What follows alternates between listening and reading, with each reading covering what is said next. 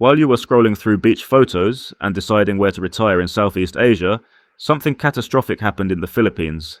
Typhoon after typhoon slammed into the country. Hundreds of people died. Entire communities were submerged. Families scrambled to their rooftops, watching the water rise, praying someone would come save them. But here's what makes this story different from every other natural disaster you've heard about. The floods weren't just a natural disaster, they were man-made. Billions of dollars allocated for flood control projects. Dams that were never built. Drainage systems that exist only on paper. Infrastructure that was approved, funded and celebrated by politicians but never actually constructed.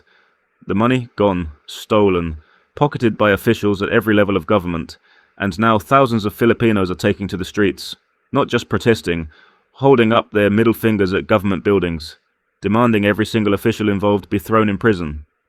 This is the Philippines' worst corruption scandal in years, and it explains everything about why tourists aren't coming back, why expats are leaving, and why this country that should be dominating Southeast Asia is instead watching everyone go somewhere else, even its own people. By the end of this video, you'll understand why the Philippines is losing the competition. Not because of the beaches, not because of the people, but because of a system so broken that it's literally drowning its own citizens while politicians buy mansions. Without saying much, let's break this down already. The Philippines gets hit by an average of 20 typhoons every year. This isn't new. This is geography. The country sits directly in the Pacific Typhoon Corridor. So for decades, the government has allocated massive budgets for flood mitigation projects. Dikes, floodways, drainage systems, waterways designed to channel storm surges away from populated areas. These aren't luxury projects. These are survival infrastructure. The kind of thing that determines whether a community lives or dies when the next storm hits. And the budgets, enormous, we're talking billions of pesos across thousands of projects nationwide. But here's what investigators discovered when they started looking closely at these projects after the recent typhoons killed hundreds of people. Many of the flood control projects that were approved and funded simply don't exist. The paperwork is there. The contracts were signed, the money was transferred. But if you go to the location where a flood barrier was supposed to be built, there's nothing. Just empty land. Or maybe a half-finished foundation that was abandoned years ago. Other projects were completed, but they're substandard. Contractors cut corners, used cheaper materials, built walls that collapsed the first time they were actually tested by floodwaters. And at every single step of the process, someone took a cut. The senator who approved the budget took a kickback. The local government official who awarded the contract took a percentage. The contractor who was supposed to build the project inflated costs and pocketed the difference. This wasn't a few corrupt individuals, this was systematic theft. Organized, coordinated, from the highest levels of the Senate down to local officials in small towns. And the result? When Typhoon Ketsana hit recently, entire communities that should have been protected were instead submerged. People died because the infrastructure that was supposed to save them was never built. The flood control money that should have protected them had been stolen years earlier. When the news broke, when investigators revealed just how widespread this corruption was, Filipinos didn't just get angry, they erupted. Protests exploded across the country. Manila, Cebu, Davao. Every major city saw thousands of people flooding the streets. And these weren't your typical organized rallies with prepared speeches and coordinated chants. These were raw, emotional, grief mixed with rage. A reporter on the ground described protesters as being powered by two emotions, deep-seated anger and overwhelming grief. Because this wasn't abstract corruption, this was corruption that killed their neighbors, their family members, people they knew personally. One protester said something that captured the entire mood. Corruption doesn't just steal from us, it's literally drowning us. And the symbolism wasn't subtle. Protesters weren't just holding banners and flags, they were holding up their middle fingers, directly at government buildings, at politicians' offices, a visible public expression of contempt. The demands from protesters are clear. They want everyone involved jailed, not just low-level officials, not just the contractors, everyone. From senators to local bureaucrats, they want accountability at every level. The government has responded with what protesters are calling performative gestures. A few low-level officials have been charged. Some officials have returned portions of the stolen money, likely trying to avoid harsher consequences. But protesters aren't accepting that. They're calling these actions superficial, cosmetic, insufficient given the scale of lives lost. And a significant portion of protesters are going even further. They're demanding complete governmental overhaul, removal of the president, removal of every official implicated, replacement with a transitional council led by citizens, not politicians. They're saying this is the only way to prevent this kind of systemic corruption from happening again. The only way to actually fix a system that's fundamentally broken. Whether that happens remains to be seen, but what's clear is that trust between the Filipino people and their government has completely collapsed. Now, if you're watching this as a tourist or an expat, you might be thinking, okay, that's terrible, but what does government corruption have to do with me visiting the Philippines? Everything. Because the same corruption that stole flood control money is the same corruption that explains why nothing works in the Philippines. Why do brownouts happen frequently? Because the money allocated for power infrastructure was stolen. Why are roads full of potholes that never get fixed? Because road maintenance budgets get siphoned off at every level. Why do bridges get half built and then abandoned? Because once the contractors get their initial payment, there's no oversight forcing them to finish. Why does it take 5 hours at a government office to process paperwork that should take 20 minutes? Because there's no incentive to be efficient. The system rewards delay and extraction, not service. Every single frustration that tourists and expats complain about traces back to this. It's not bad luck, it's not cultural differences, it's systematic failure driven by corruption. And this same corruption, among many other factors, is why people are leaving. Even the ones who visited and loved the country don't want to come back. Because eventually the charm of the beaches and the warmth of the people can't compensate for the reality of living in a system that doesn't work. Let me show you some numbers that most people aren't paying attention to. In 2019, before COVID, the Philippines welcomed around 8.2 million international tourists. Not bad. Not Thailand numbers, but respectable. Fast forward to 2024. Tourism has recovered across Southeast Asia. Thailand is back to its typical range. Vietnam is booming. Even Cambodia is seeing record arrivals. The Philippines, still struggling to reach pre-pandemic levels. And when you dig into the data, you see something even more concerning. People aren't just visiting less, they're not coming back at all. First-time visitors might come for the beaches, for Boracay, for Palawan. But repeat visitors, that number is dropping significantly. People try the Philippines once, and then they choose literally anywhere else for their next trip. And it's not just tourists. Long-term expats, people who spent years building lives in the Philippines, are leaving too. Content creators who built entire channels around living in the Philippines have quietly relocated to Thailand or Vietnam. Retirees who moved there 5 or 10 years ago are now packing up and moving to other countries in the region. I'm not going to name names because that's not the point, but if you follow Philippines expat content, you already know exactly the people I'm talking about. The big names, the ones with massive audiences, the ones who defended the Philippines constantly, they're gone. And when asked why, they use a phrase that perfectly captures the experience: death by 1,000 cuts. It's not one catastrophic event that drives people away. It's the accumulation, the occasional brownouts without notice, the scams, the traffic, the pollution, the broken promises, the corruption you see everywhere, but can do nothing about. Many of these things alone are manageable, but all of them constantly for years? It breaks you down. And here's the part that should concern anyone thinking about the Philippines' future. Even Filipinos are leaving. Overseas Filipino workers, OFWS, represent one of the largest diasporas in the world. Millions of Filipinos working abroad, sending money back home. And that remittance money is a massive portion of the Philippine economy. But think about what that represents. The country produces talented, hardworking, educated people, and then it exports them, because they can't find opportunity at home. Because the system doesn't reward merit, it rewards connections and corruption. The Philippines isn't just losing tourists, it's losing its own people, and that should be the biggest red flag of all. Now let me address the elephant in the room, the thing people whisper about in expat forums but rarely say directly. The Philippines is competing on price with Thailand, but it's not delivering Thailand standards. Please don't misquote me, I'm not saying Thailand is saint or something, it's far from it, but what I'm saying is that you get more value for your money there, in my opinion. Let me show you what I mean with 2 real examples. Cooper and Mike. Well, let's get into it. So, Cooper lives in Thailand, Pattaya specifically. 1-bedroom condo, ocean view, modern building, good location. Here's what he spends monthly. Rent, 10,000 baht, about $300. Motorbike rental, 2,000 baht, $60. Utilities, 1,750 baht, around $52. Food, between 20,000 and 30,000 baht, that's $600 to $900. He eats Western food often, orders delivery regularly. Entertainment and travel, 20,000 baht, about $600. Weekend trips, fuel, nice accommodations. Total monthly spend, around $1,700. Mike lives in the Philippines, beach location, comfortable setup, and here's his monthly budget. Rent, 17,000 pesos, about $301. Transportation, scooter rental plus tricycles, about $95. Electricity and data, around $75. Groceries, $111. Restaurants, eat-outs, approximately $265. Entertainment, $173. Other household items, $11.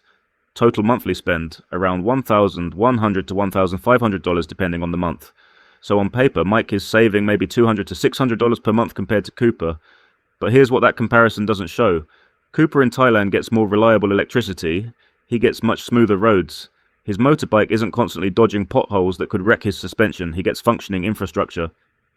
When he needs something from a government office, it gets processed efficiently. Mike in the Philippines, there's power outages, and it's just a matter of when. The internet is not as reliable as Thailand too. He also gets roads that flood sometimes when it rains.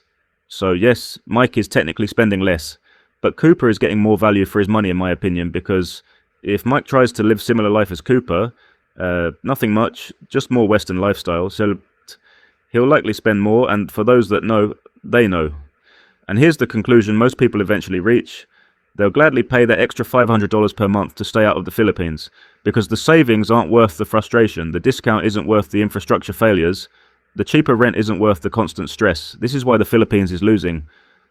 Not because it's slightly expensive, but because it's charging comparable prices to Thailand without delivering comparable quality. You're paying Bangkok rates but getting worse than Bangkok service. And eventually, people figure that out.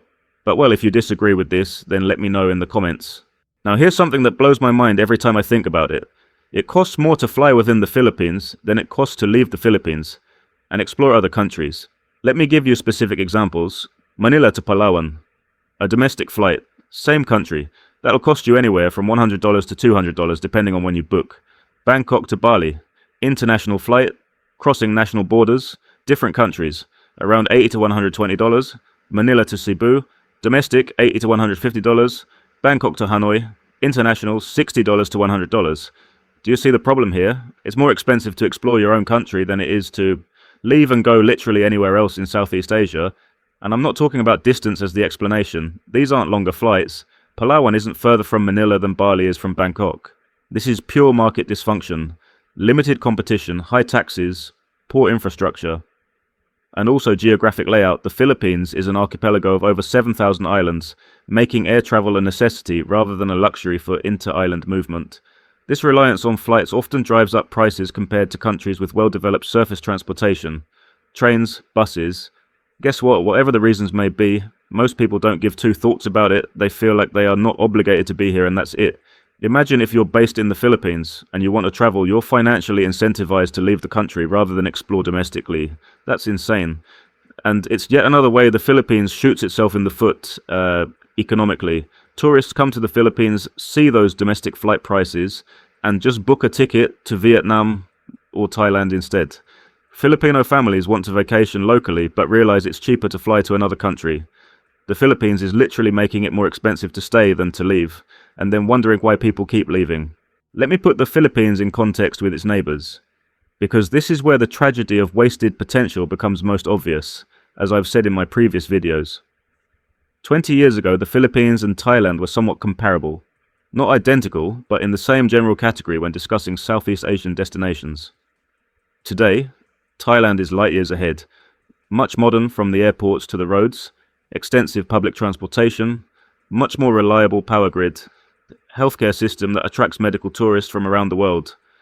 For context, people fly from Philippines to Thailand to get treatments than the other way around. Yes, Thailand is more expensive, but you're getting what you pay for. Infrastructure that works, systems that function, predictability. Now let's talk about Vietnam. This one should really sting for Filipinos. Vietnam was behind the Philippines economically for decades.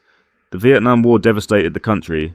International isolation, starting from basically nothing in terms of modern infrastructure. But Vietnam looked at its problems and systematically addressed them. Massive infrastructure investment, economic reforms, long-term planning. Today Vietnam is the rising star of Southeast Asia.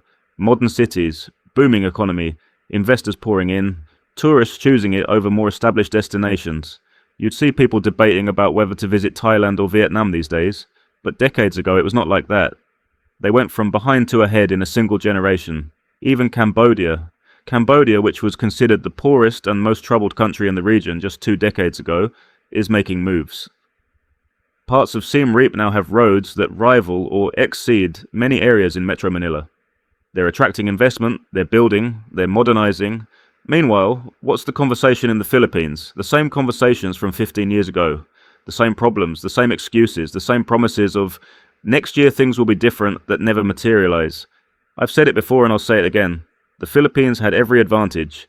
English-speaking population, massive advantage for business and tourism, strategic location in the Pacific, natural resources, beautiful islands, established diaspora sending remittances, democratic government with Western ties, young energetic population. With all those advantages, the Philippines should be dominating Southeast Asia. Instead, it's being overtaken by countries that had far less to work with. Why? Because those countries addressed corruption, invested in infrastructure, focused on long-term development rather than short-term extraction.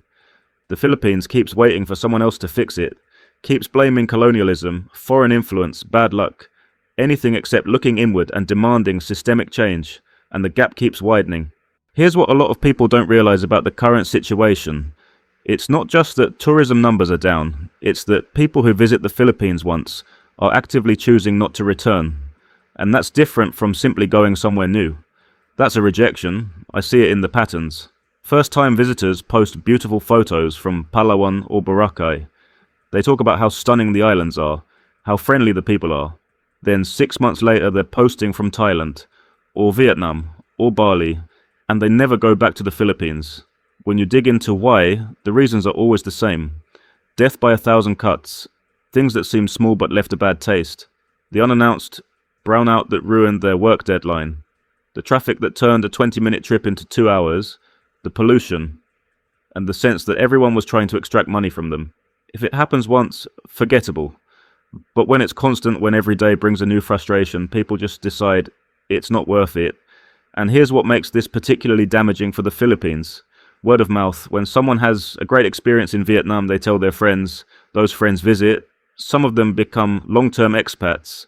The cycle continues. When someone has a frustrating experience in the Philippines, they also tell their friends, but the message is different. Beautiful beaches, but don't bother, just go to Vietnam. And it's not only about people telling their friends, people also watch videos and read comments. They see what other people are commenting and it all adds up. Not a single person saying one thing, but different people pointing out different things. That kind of reputation damage compounds over time. And it's incredibly hard to reverse. The Philippines is now fighting an uphill battle not just against its own dysfunction, but against the accumulated negative experiences of thousands of tourists who tried it once and said never again. So what does all of this mean? What's the actual situation here? The Philippines is at a critical juncture, and the flood control scandal is just the most recent, most visible example of a systemic problem that's been decades in the making. Here's the harsh reality. The same corruption that stole flood control money is embedded at every level of Philippine society. It's not a few bad politicians, it's the system itself. When money gets allocated for infrastructure, everyone along the chain takes their cut. By the time you get to actual construction, there's either not enough budget left to do it properly, or the project just gets abandoned entirely.